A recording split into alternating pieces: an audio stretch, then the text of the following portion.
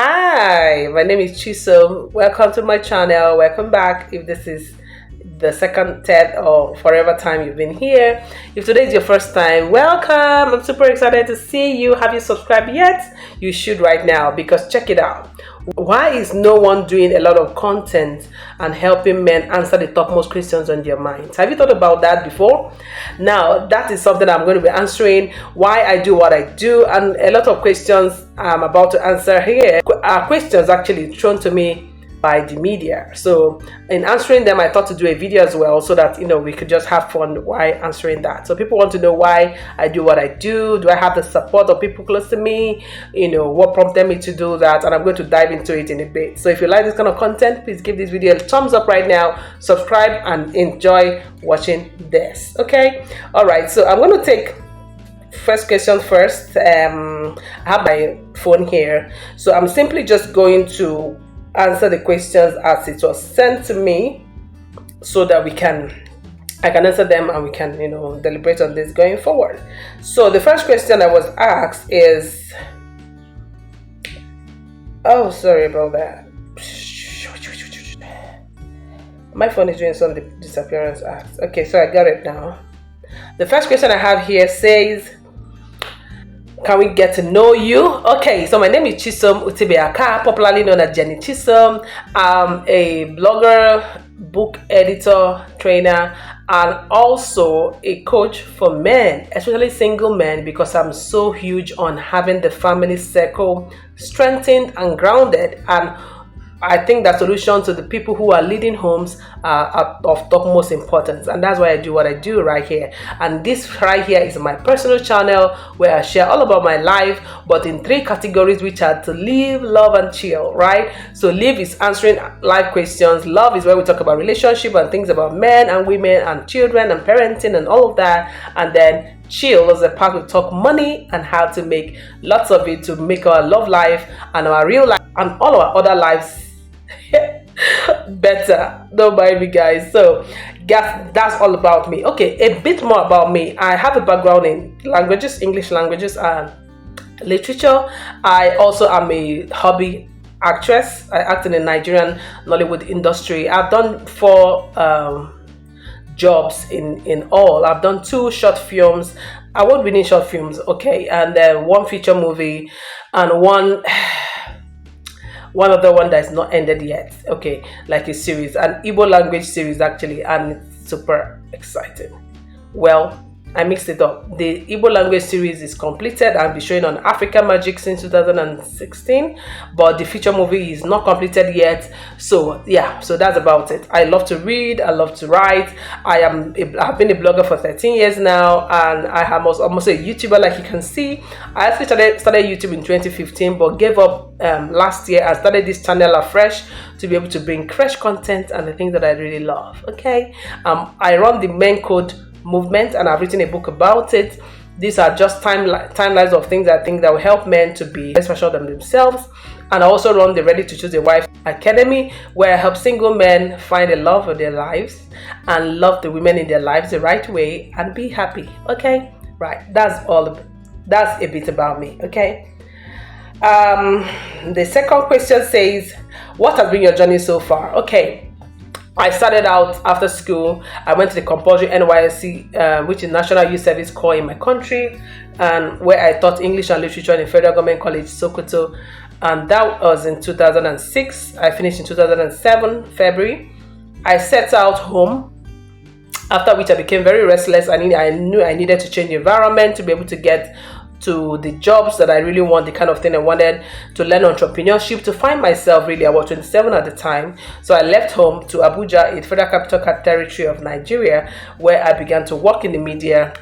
I got into journalism, movie production, TV production and all that, magazine publication. I began my editing career fully in that company, the So Media Concept company at the time.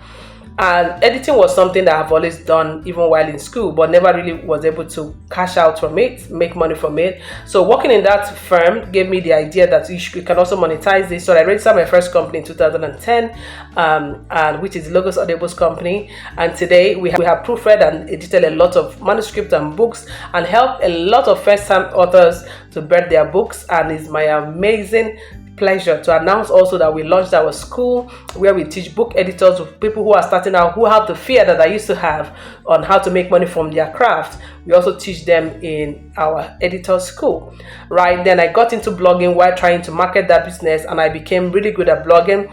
I also started Blogging Academy in 2013, and it has been such a huge part of what I do. So I own 2 companies that are focused on my editing and my Blogging Academy. All right, in 2016 I gave in to the nudge to begin to create content and provide events and live events where men can come and unburden, share their downsides and get solutions so that they can be the best version of themselves. That way they can also be the best they can at the home front. And that has spiraled into a lot of initiatives, and why I'm actually answering these questions today. Okay. That has been my journey so far professionally, right? Okay, so next question says, why do you choose to mentor men? I think I've said that in person. Men are humans, right? Men are the other gender, opposite of mine. Men are human beings, but I find that in society generally there's a huge gap where we think that men are not just human, that they are superhuman.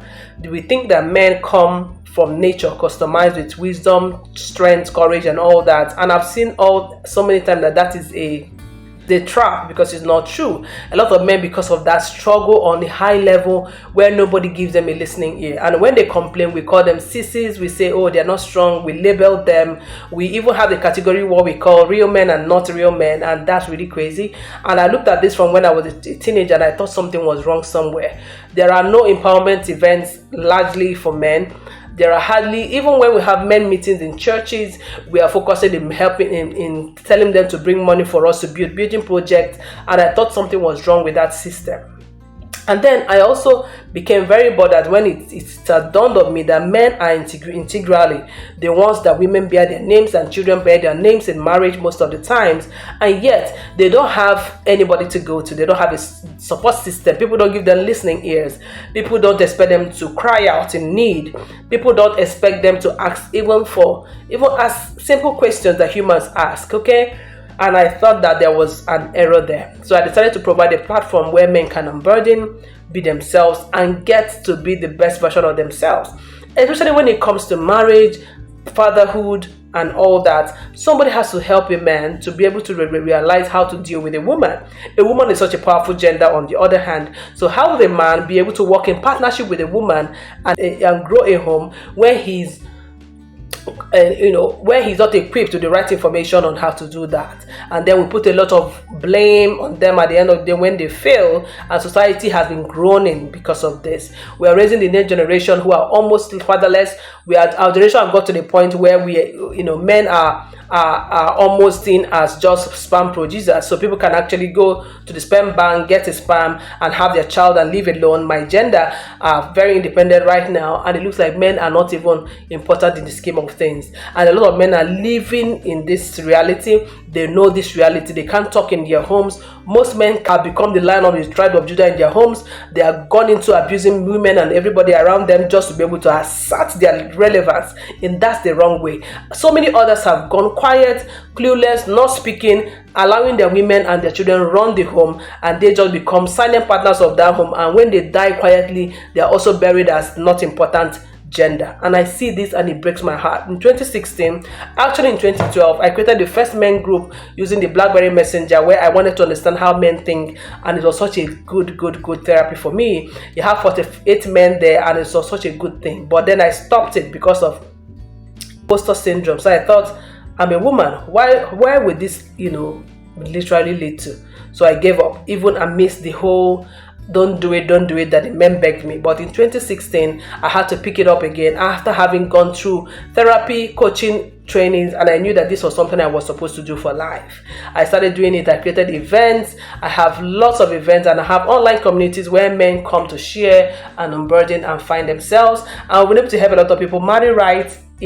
I'm so excited about that. I have various testimonies of people who have come to me because they have issues understanding the women in their lives, and I was able to guide them towards finding bliss. And today they are all smiles, living the life of their dreams, and I'm super excited about that. That's been what has been driving me. And I think that when a man is grounded and equipped, then women and children living with them will have bliss, and the home will be stronger, and society on the other hand will be firmer, and the economy will grow. Okay, now the next question says, you were not married when you started out. Did you not worry about the question of acceptance? I was not worried about the question of acceptance because I understood already how that we are all relevant. Marriage is just a decision we make on our life journey. Marriage is not a validation for the giftings and the nudgings that God has given us to come to the earth for. Not everybody will get married. Marriage is a means. It's not an end, it's a means to an end. So if you want to decide to get married, it should be able to also be part of your call and what you want to achieve through life. I must be able to do that with somebody who is actually on the same journey of life with you, the same perspective and the same dreams, and not just with anybody. So I knew that from start. So I was able to not mind the people who had opinions about my singlehood. Okay, so and I had such a huge reception, I had such a huge success that I'm still having, and so people kept wondering how we should do it. I just followed my gut, and I was just focused on what it is that God called me to do, and the rest followed. Okay, because I sold out. I always sell out events for men back to back, and people wondered how it happened. Okay, how has the response been? Amazing. Even though a lot of men are still stuck up, still wondering whether I'm genuine, still wondering whether it's safe for them to to unburden and all of that. But I'll say on a large scale, I'm also excited to have been a pioneer, especially in my country, in Nigeria. A lot of people have, because of me, started out talking to boys and men, and that is so beautiful to see. So together we need so much more people in this space to help men know that they are humans, they can be all that they're supposed to be, and I'm looking forward to a boost in that industry so that we can empower the men and the women, children and girls and boys, and everybody can have good information, can live their best lives, and families can be strengthened better. Okay, you are an advocate for mentoring of men, but you're a woman. So how does that go? Yeah, because a woman is a human being, a man is a human being, so why not? Anybody can reach anybody, and I believe that. So the next question is, you are married and mentoring men. How does your husband feel about this? Has he been supportive, or you work together? Yes, I'm married now. Yes, to the most amazing man on earth. I say that, well, other people can marry the men they are finding in the market, figurative market, but I took the best. My husband, of course, support me 100%, even before I was married. Even though I didn't see those moves and him always coming on my live shows and stuff as support, I just thought, oh, one of my friends who likes to come on my programs and on my shows online. But my husband is 100% supportive. He's 100% working with me, and yeah, we run a few online platform as well, the Power Security, for instance, and so many things in the offering coming. Yeah, so I married somebody who, of course, I do what I preach. Okay, so I can't just marry somebody who is not in line with what I do. Okay, the next question says, without divulging your trade secrets, can you share with us a bit on your process of mentoring? Very simply, threefold. I first of all think that as a man, you must first of all find you. Now, when you say find you, people get it mixed up. It's not really finding you. I think it's more of discovering you, right? Being able to understand that the things that come to you easily, the things that you want for life are valid. By the time we get every man to understand that whatever you want out of life, it's you that will create it, then the job is half done. The next level is to be able to help them create a plan for their life, right? Then after that, we also support all the way. It's a life thing. So we support all the way to help them hit the goals that they've set out to hit. And we do that using therapy, counseling, different aspects of life. And yeah, it has been amazing, right? Don't go anywhere without me. I'm done. I'm coming right behind you. Okay, how can you be reached? Okay, on social media. No, my email address is going to be below here in the comment section, so you can reach me with through email chisomutibeakah@gmail.com, and then we can talk about it more. And yes, I need your support on that project. How would you react to the death of Nigeria's beloved gospel singer Osinachi? That's a very sad event. I would say that it's coming from my background as well as somebody who was raised in a very conservative Christian family, I understand how people can become so immersed in what the idea of submission, marriage, and taking abuse as normal can be. Okay, so I think that is a very sad event, and I think that I pray that the Lord takes this to the end, make sure that perpetrators of her deaths come to face the full arm of the law, and that the children that she left behind can be helped in a way that they can go through therapy and be able to overcome and begin to heal gradually, so that they don't become dysfunctional adults. Really, I would say, may her soul rest in peace and may her legacy continue to live. It's sad to see how much more she has gained just at death, and I wish she was reaping that alive. But life is what it is. It's a very sad one. Yeah. Do you think this strategy could have been averted? Of course, if she had the right people around her that she could open up to, if she understood herself, even though if somebody mentored her to know that you are all that you're supposed to be. God has already called you. You are an entity, first before you are a married woman. She could have, been able to find, the puzzles in her marriage, and all of that has allegedly led to her death, right? What would you say to Nigerian women? Nigerian women, I would say that you should find you. Know that you are all that you're supposed to be. Be the person who you want to. Be that person that you admire. Don't look at a man as your ticket, as your meal ticket, or as your destiny ticket. Know that you're whole in yourself and that there are always strangers rooting for you, waiting to help you. Don't always think of yourself as less, and go out there and win. Okay?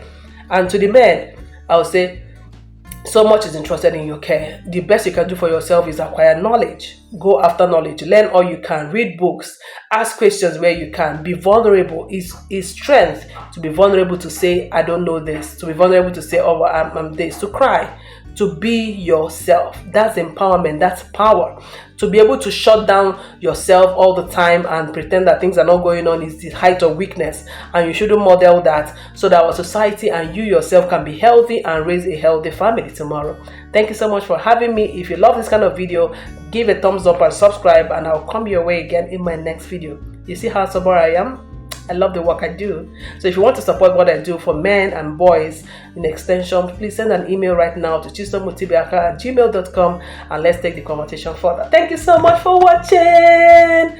All right, let me go do some offline business, and I'll talk to you in my next video. Bye.